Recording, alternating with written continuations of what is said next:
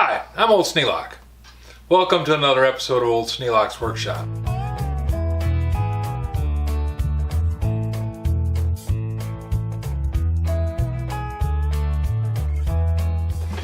Well, I want to round off these edges on these legs for the AC Gardners toolbox rebuild. And I could probably go in there and do it with any one of 100 hand tools. Rasp, files, sandpaper, knife, draw knife, spoke shave. But I'm kind of pressed for time. So I'm going to use the tailed devil. It's going to be a little noisy, but it'll work. To make it happen, I decided the easiest thing to do would be to clamp this in the vise. That way I can set up the part, hold it in place, run the router across there. All I need to do is just route just this inside edge, flip it over, do the other inside edge, and then do similar operation on the 4 of these. So I've got 2 of these end pieces to do and 4 of these pieces, 2 for the front and 2 for the back.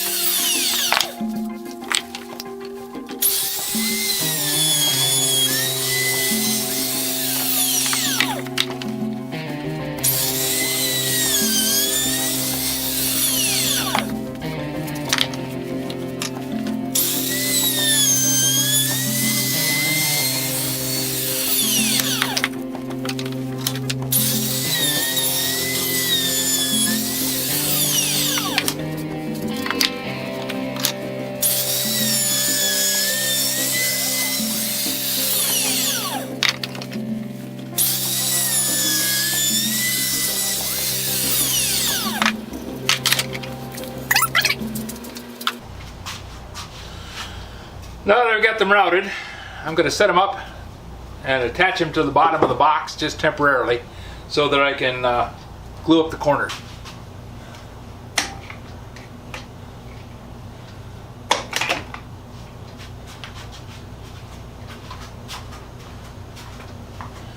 Do a quick check of the fit, make sure everything's going to come out right when I put it together.